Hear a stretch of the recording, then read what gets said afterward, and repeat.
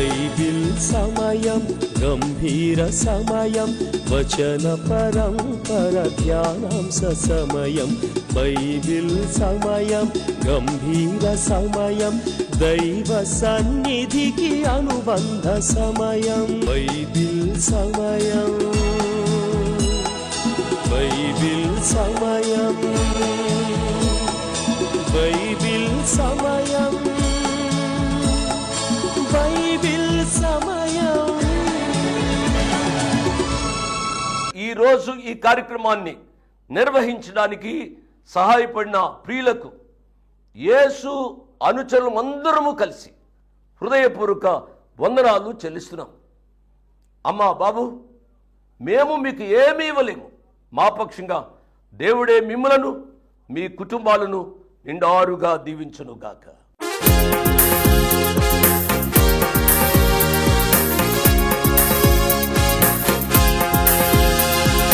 సామ్రాజ్యాల చరిత్ర ప్రవచన గ్రంథం, దానియేలు ప్రవక్త భవిష్య జ్ఞానం, రాజీలేని విశ్వాసికి మనుగడ జీవం, సత్యదేవుని భద్రత మనకు క్షేమాధారం.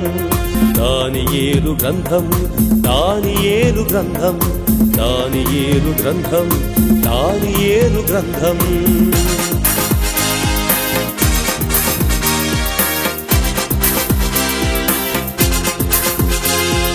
దైవజనుని అంతమే రాజాజ్ఞ సారం, సింహాల బోనులో మరణం పథ్యం, విశ్వపాలక చోక్యంతో మృగాలు సైతం మౌనం, విజయుడైన దానియేలు యథావిధి జీవనం. దానియేలు గ్రంథం, దానియేలు గ్రంథం.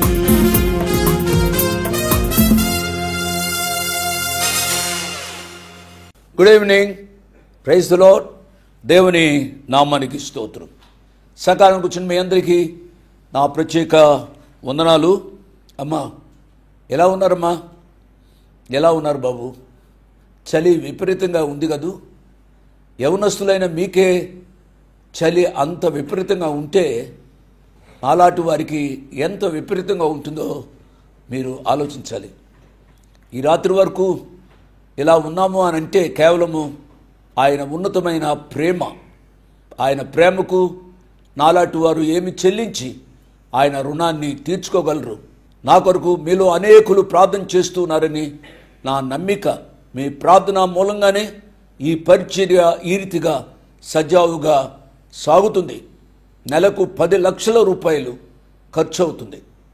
ఒక విదేశ సహాయం లేకుండా కేవలం మీ చేతుల సహాయం మీదుగా ఈ పరిచర్య నడవడానికి దేవుడు కృప చూపెడుతున్నారు. మాకంటే ఇంకా ఎక్కువ డబ్బు ఖర్చు పెట్టి అనేక ఛానల్స్లో వచ్చి ఇంకా ఎక్కువగా సేవ చేస్తున్న వారు కలరు. నేను కాదంటం లేదు. మా సరిహద్దులలో మేము ఈ రీతిగా పరిచర్య చేయడానికి మీరు సహాయపడుతున్నందుకు మీకు నేను రుణస్థుడను. యేసు అనుచరుల పరిచర్యలో చేస్తున్న అందరూ రుణస్థులు అనే విషయాన్ని నేను జ్ఞాపకం చేస్తున్నాను. మీకు ఇన్ రిటర్న్ మేమే ఏమీ ఇవ్వలేము.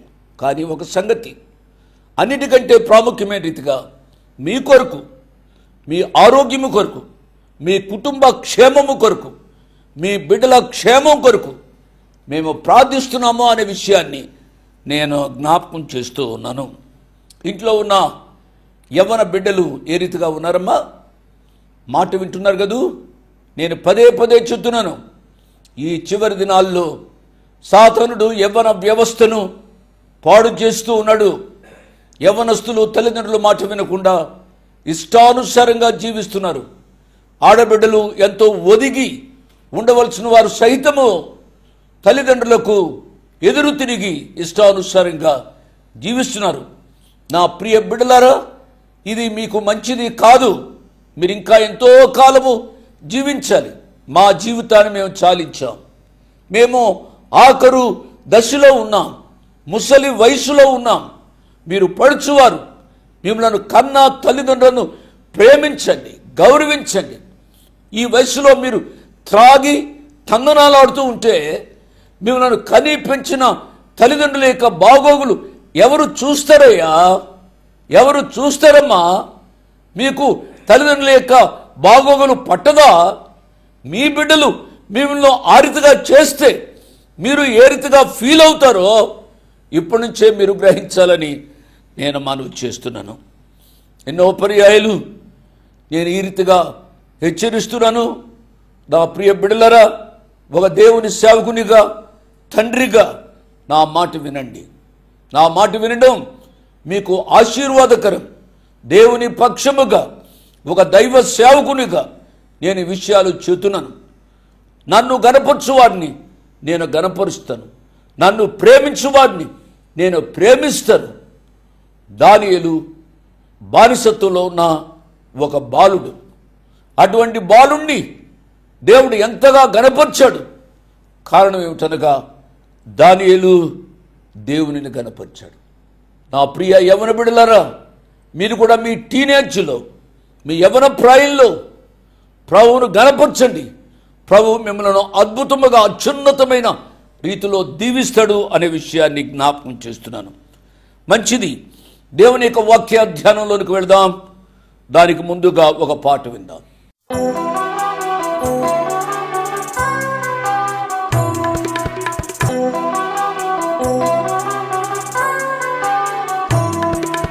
ఓ నా క్రైస్తవ సంఘమా, ప్రియమైన ద్రాక్షావనమా, ఓ నా క్రైస్తవ సంఘమా, ప్రియమైన ద్రాక్షావనమా, నేల దున్యాను, రాళ్ళు ఏరాను, పాదు త్రవ్యాను, ఎరువు వేశాను, మిము మొక్కలుగా నాటాను, నీరు పోసా, చుట్టూ కంచె వేశాను.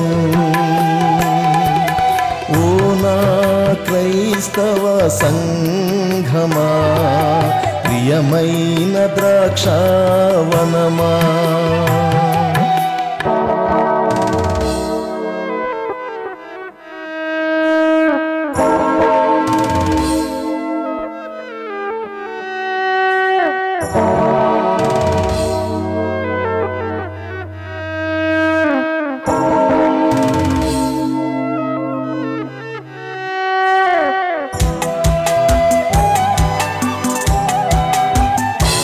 మొక్కగా ఉన్న మీరు చెట్టయ్యారు, తీగెలు వేసి బహుగాను వ్యాపించారు. మొక్కగా ఉన్న మీరు చెట్టయ్యారు, తీగెలు వేసి బహుగాను వ్యాపించారు. తీపి ద్రాక్షాలు కాయాలని ఎదురు చూసా, చేదు ద్రాక్షాలని మీరు కాస్తున్నారా? నా ఆశ అడియాసయే, చేదు ద్రాక్షాలని మీరు కాస్తున్నారా? నా ఆశ అడియాసయే. ఓ నా క్రైస్తవ సంఘమా, ప్రియమైన ద్రాక్షావనమా,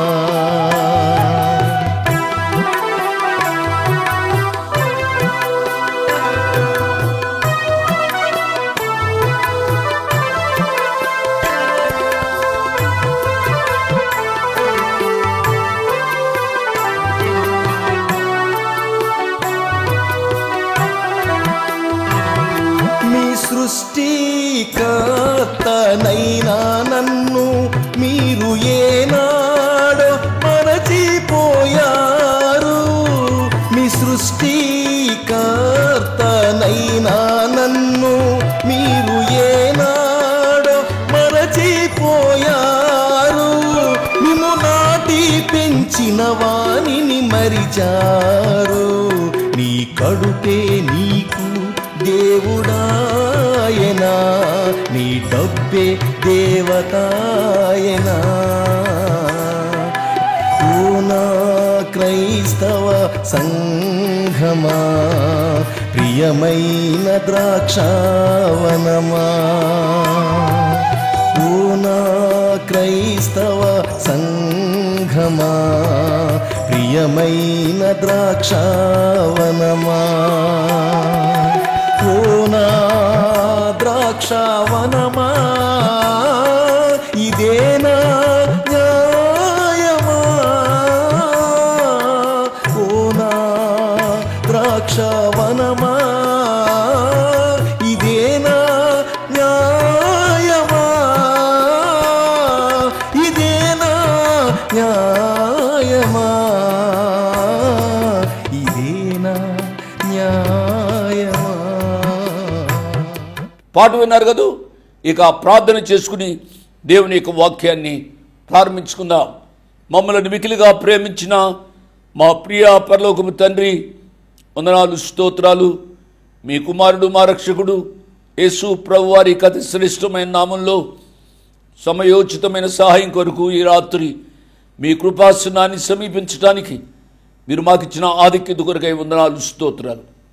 దానియేలు గ్రంథ ధ్యానాల ద్వారా అనేక విషయాలు మీరు మాకు నేర్పిస్తున్న విధానం కొరకై స్తోత్రాలు.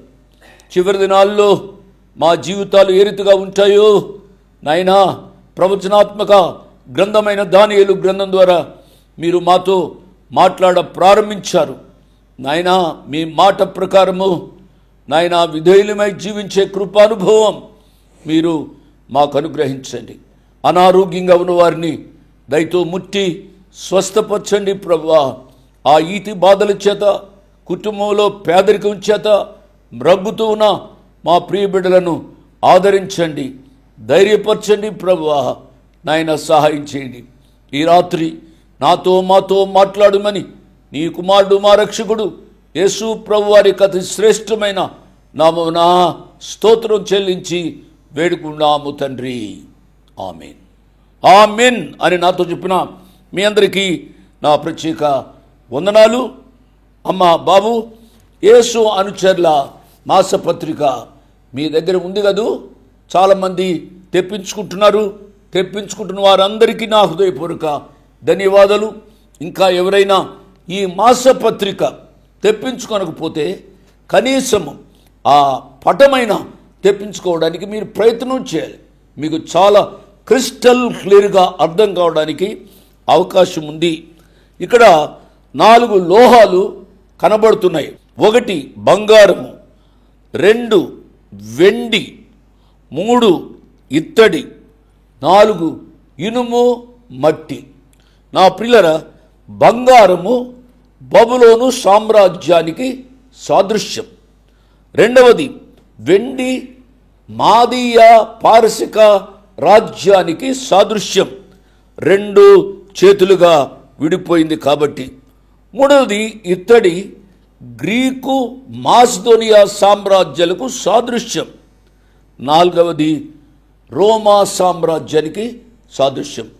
మనము 4వ రాజ్యంలో ఉన్నాము. ఈ విషయాలు మనం ఆలోచిస్తూ ఉండగా ముందు వచనాల్లో ఏం జరిగిందో ఈ రాత్రి కొన్ని విషయాలు మనం నేర్చుకున్నాం. అదే దానియేలు గ్రంథం 2వ అధ్యాయము 44-45 వచనాలు చదువుతున్నాను. ఆ రాజుల కాలములలో పరలోకమందున్న దేవుడు ఒక రాజ్యము స్థాపించును, దానికి ఎన్నటికి నాశనము కలుగదు. ఆ రాజ్యము దాని పొందిన వారికి గాక మరెవరికి చెందదు. అది ముందు చెప్పిన రాజ్యములన్నిటినీ పగులగొట్టి నిర్మూలము చేయును, గాని అది యుగముల వరకు నిలుచును. 45వ వచనం. చేతి సహాయము లేక పర్వతము నుండి తీయబడిన ఆ రాయి ఇనుమును, ఇత్తడిని, మట్టిని, వెండిని, బంగారమును పగులగొట్టగా తమరు చూచితిరే. ఇందువలన మహాదేవుడు ముందు జరగబో సంగతి రాజునకు తెలియజేసినాడు. కల నిశ్చయము, దాని భావము నమ్మదగినది అని దానియేలు రాజుతో చెప్పెను. చివరి దినాల్లో అంత్యక్రీస్తు లేక పాప పురుషుడు వచ్చి రోమా సామ్రాజ్యాన్ని స్థాపిస్తాడు. ప్రపంచాన్ని ఒక నియంతగా పరిపాలిస్తాడు. అతని పాలన నెబుకద్నెజరు మొదటిలో పాలించిన విధంగానే ఉంటుంది. ప్రకటన గ్రంథం 13వ అధ్యాయము చదివితే మనకు ఈ విషయాలు అర్థమవుతాయి. ఇది కూడా మాదిరికరమైన ప్రభుత్వంగానే కనబడుతుంది. కానీ దాన్ని పరిపాలించే రాజు తప్పుడు విధానాలను అనుకరిస్తాడు. ఆ కాలంలో నెబుకద్నెజరు రాజులాంటి వాడే ఒకడు అంత్యక్రీస్తుగా ఈ లోకానికి వస్తాడు. నా ప్రియులరా, గమనించండి, అంత్యక్రీస్తును దునుమాడటానికి యేసయ్య ఈ లోకానికి రాబోతున్నాడు. నిత్య సత్య రాజ్యాన్ని ఆ ప్రియ ప్రభు స్థాపిస్తాడు. అదే కీర్తనాకారుడు ఈ రీతిగా చెప్పాడు.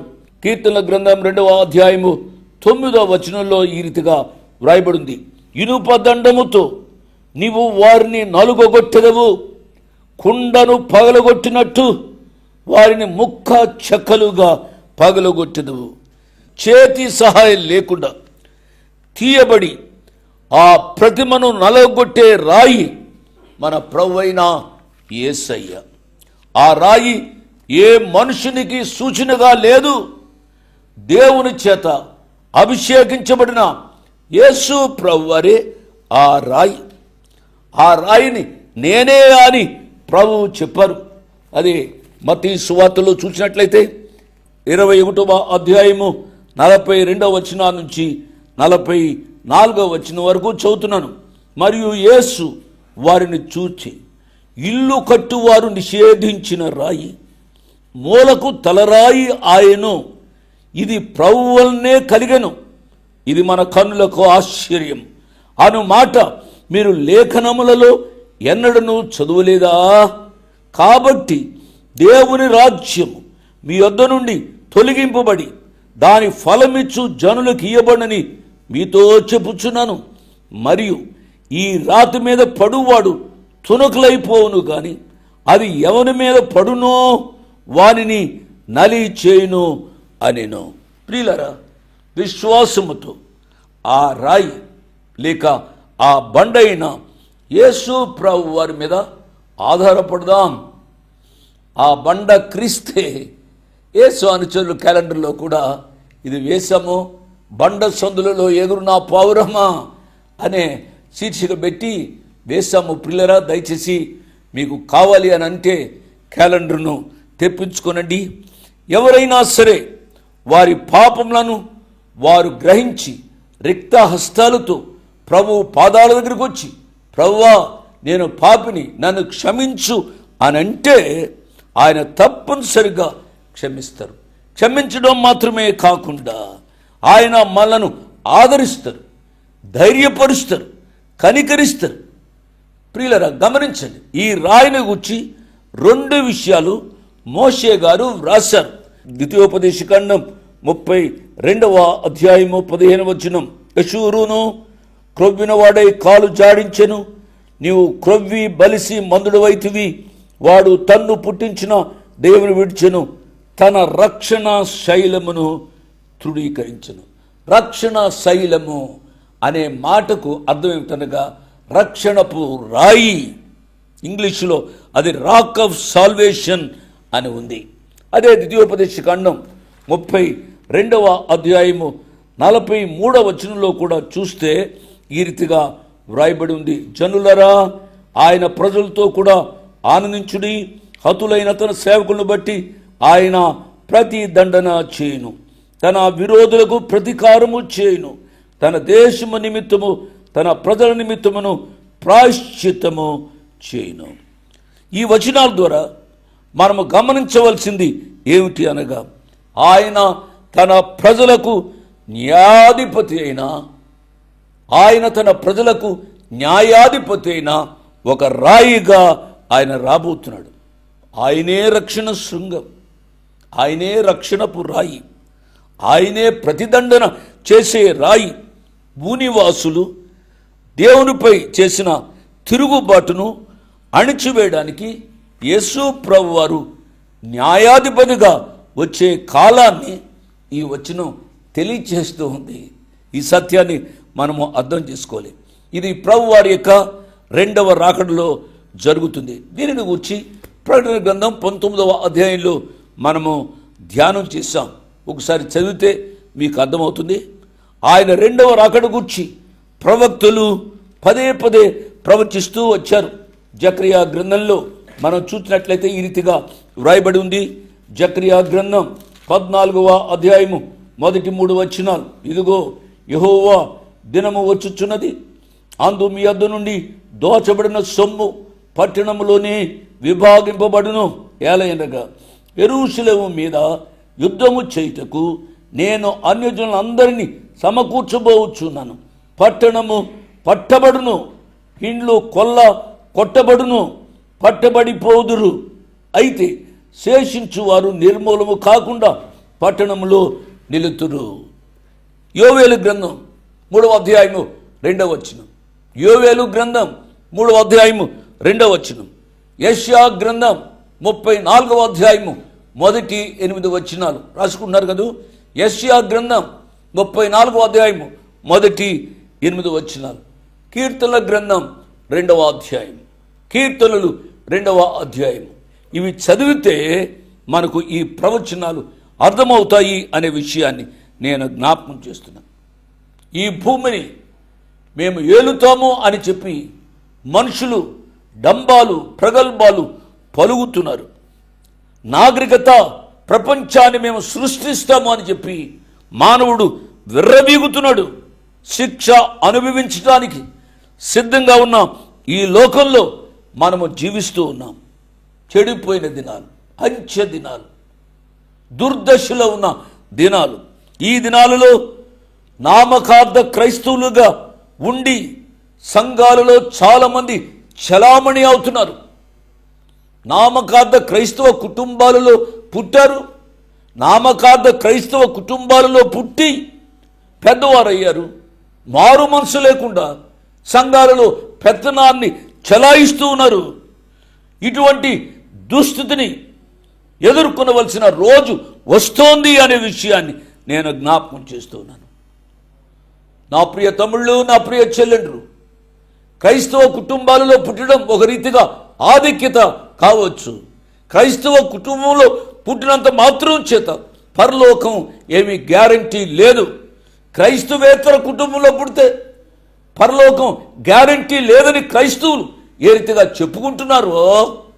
నువ్వు క్రైస్తవ కుటుంబంలో పుట్టినా, క్రైస్తవేతర కుటుంబంలో పుట్టినా నీవు మానవ జాతిలో పుట్టావు కాబట్టి, మానవుడు స్వతహాగా పాపి కాబట్టి, పాపిన నీవు మారు మనసు పొందకుండా మరణిస్తే నిత్య నాశనానికి వెళతావు. ఇది ఏ అనుకూల సమయం, ఇది ఏ రక్షణ దినం. ఈ రాత్రి నీది. నెక్స్ట్ మూమెంట్ ఏమి జరుగుతుందో తెలియదు. ఉన్న పాటున, ఉన్న చోటున ఆ ప్రియ ప్రభు యొక్క పాదాల దగ్గరికి వచ్చి దీర్ఘ ప్రార్థన చేయవలసిన పని లేదు. ఒక్క మాట, దేవా నేను పాపిని, నన్ను క్షమించని ఆ ప్రియ ప్రభుతో చెప్పమని నేను మనవి చేస్తూ ఉన్నాను. 46, 47 వచనాలు చదువుకొని మనం ముగించుకుందాం. అంతటా రాజుకు నెబుకద్నెజరు దానియేలుకు సాష్టాంగ నమస్కారం చేసి అతని పూజించి నైవేద్య ధూపములు అతనికి సమర్పింప ఆజ్ఞాపించెను. మరియు రాజు, ఈ మర్మమును బయలుపరచుటకు నీవు సమర్థుడు అయితివే. నీ దేవుడు దేవతలకు దేవుడును, రాజులకు ప్రభువును, మర్మములు బయలుపరచువాడునై ఉన్నాడని దానియేలుకు ప్రత్యుత్తరం ఇచ్చెను. దేవుని నామానికి స్తోత్రం. నన్ను గనపరచు అని నేను గనపరుస్తానని ఆ ప్రియ ప్రభు చెప్పిన రీతిగా బాలురైన వీరిని ఏ రీతిగా దేవుడు గనపరిచాడు.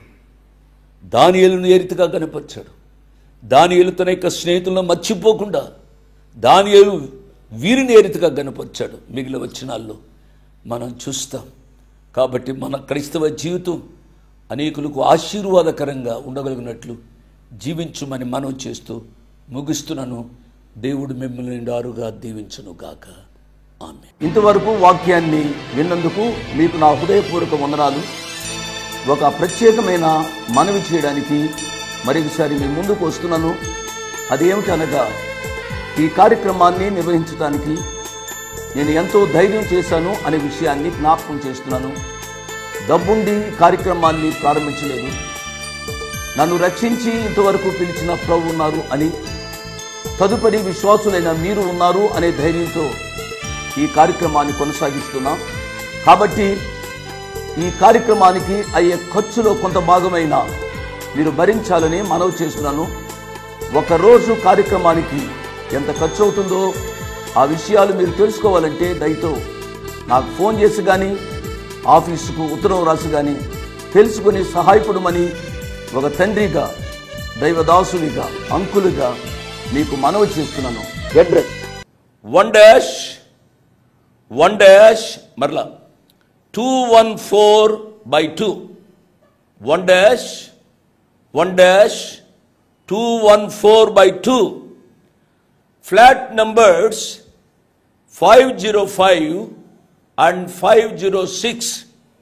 Flat numbers 505 and 506. Prithvi apartments extension, Prithvi apartments extension, Vivek Nagar, Chikkadpally, Hyderabad 20. దేవుడు మిమ్మల్ని నిండారుగా దీవించునుగాక. ఆమేన్.